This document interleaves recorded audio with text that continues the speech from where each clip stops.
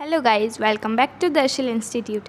Today we will be learning about fourth method of increasing crop production. In our previous classes we have completed the first, second and third method, that is crop rotation, mixed cropping and field fallow. And today we are going to discuss about the fourth method, that is HYV, high yielding varieties. इसको short में बोलते हैं HYV. Okay, hybridisation. अब high yielding varieties में हमें क्या process follow करना पड़ता है वो देखते हैं.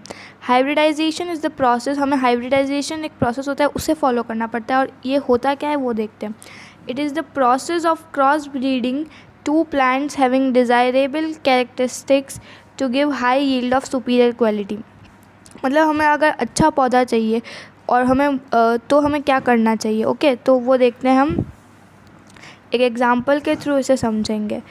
ओके, फॉर एग्ज़ाम्पल ये एक वीट का पौधा है. ये दोनों वीट के पौधे एक ही खेत में उग रहे हैं बट अलग अलग क्वालिटीज़ के हैं. ठीक है, अलग अलग कैरेक्टरिस्टिक्स के. ये दोनों एक वीट के पौधे हैं. इस वीट के पौधे में डिज़ीज़ नहीं लगती है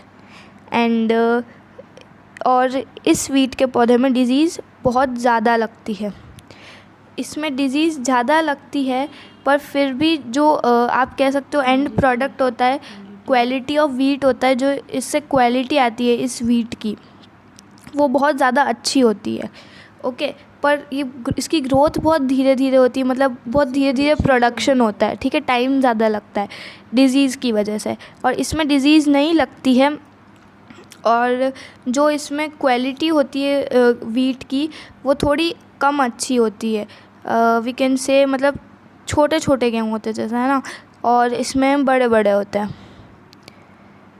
तो अब हमें क्या करना है, इसमें टाइम कम लगता है क्योंकि इसकी ग्रोथ फटाफट हो जाती है, क्योंकि इसमें डिज़ीज़ नहीं लग रही है. और इसमें डिज़ीज़ लग रही है इसलिए इसकी ग्रोथ धीरे होती है. पर अगर हमें ये पौधा मिला तो इसकी क्वालिटी बहुत कम होगी, मतलब बहुत कम क्वालिटी, अच्छी क्वालिटी के गेहूँ नहीं मिलेंगे. और अगर हम ये वाला देखते हैं तो इसमें हमें अच्छी क्वालिटी के गेहूँ मिलेंगे. तो अब हमें करना क्या चाहिए वही चीज़ देखते हैं. दीज आर द टू, वापस एक बार लिख देती हूँ कि इसकी क्वालिटी और इसका डिज़ीज़. इसमें डिज़ीज़ नहीं लगती, क्वालिटी थोड़ी आई कैन से क्वालिटी थोड़ी कम अच्छी है. एंड इसमें डिज़ीज़ भी लगती है पर इसकी क्वालिटी बहुत ज़्यादा अच्छी है. सो अब क्या करेंगे देखना. मैंने ये वाला प्लांट लिया, साइंटिस्ट क्या करेंगे, ये वाला प्लांट लिया और ये वाला प्लांट लिया, इसको क्रॉस ब्रीड करा दिया. आप कह सकते हो साइंटिफिकली इन दोनों को मिला दिया. इन दोनों को मिलाने से क्या होगा, ऐसा पौधा आएगा जिसकी क्वालिटी बहुत अच्छी होगी और और जिसमें डिज़ीज़ भी नहीं लगेगी.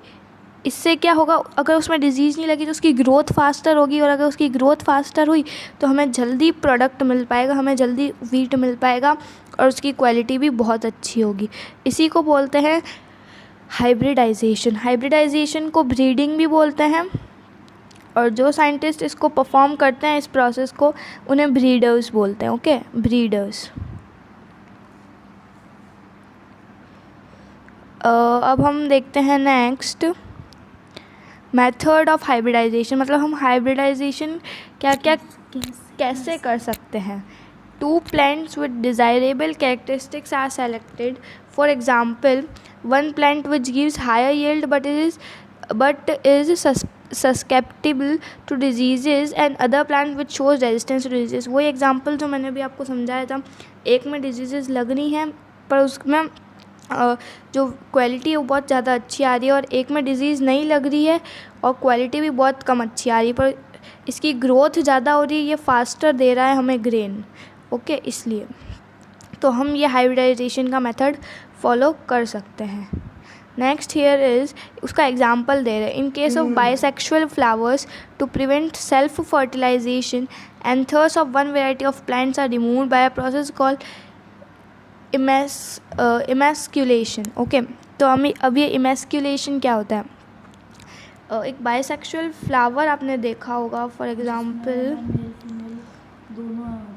एक ऐसा फ्लावर होता है जिसके अंदर मेल और फीमेल पार्ट, आप कह सकते हो वो दोनों होते हैं.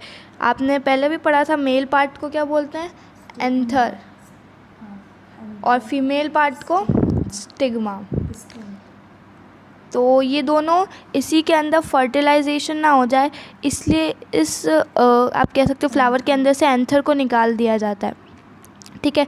तब इसमें सिर्फ स्टिग्मा बचेगा और दूसरे फ्लावर का एंथर इसमें डाल दिया जाता है, और फिर पॉलिनेशन कर देते हैं वो। तो जिससे क्या होगा, हमें जो अलग टाइप का फ्लावर या अलग टाइप का बीज चाहिए इससे, वो हमें मिल जाएगा। ओके, सो ये इसका सेकंड एग्जांपल था हाइब्रिडाइजेशन का ही। थर्ड यहाँ पे लिख रखा है, और इसी पर उसको इमेस्क्यूलेशन कहते हैं। Pollens from the other variety of plants are transfer to the stigma, यही मैंने अभी जो बताया, वो फिर दूसरे पॉलेंस उसमें ट्रांसफ़र कर दिए जाते हैं ताकि नए सीड हमें मिल सके, नई क्वालिटी के सीड हमें मिल सके। इसके बाद the seeds obtained after fertilization are sown and the process is repeated for several generations to get the desired characters in the seed which is known as stalk. Let's suppose कि हमने जो anther उसमें डाला था stigma में, दूसरे flower का anther, वो हमें एक बीज मिला और उसको जब हमने उगाया तो हमें बहुत अलग तरह का और बहुत अच्छा फ्लावर मिला। तो अब हम क्या चाहेंगे कि वही फ्लावर वापस उगे, ठीक है। तो और इसमें नई क्वालिटी भी आ गई होगी ऐसे कुछ अच्छी, तो यही फ्लावर हमें वापस मिले, इसलिए हम इस फ्लावर अब हम उसी बीज को उगाएंगे वापस। ओके, तो हम मतलब जनरेशन्स मतलब बार बार उसे ही उगाते जाएंगे जैसा, क्योंकि हमें वही फ्लावर चाहिए था जिससे उसमें क्वालिटी भी अच्छी आ रही है उसमें, इसलिए। और जो कैरेक्टर्स हमें चाहिए थे वो आ गए, इसलिए उन कैरेक्टर्स को बोलेंगे हम स्टॉक। सो यहाँ पे हमने फोर्थ मेथड भी कंप्लीट कर दिया है, that is HYV, high yielding varieties of increasing crop production. So notes के लिए आप डिस्क्रिप्शन में लिंक है, आप वहाँ से देख सकते हैं। And thank you so much for watching the video.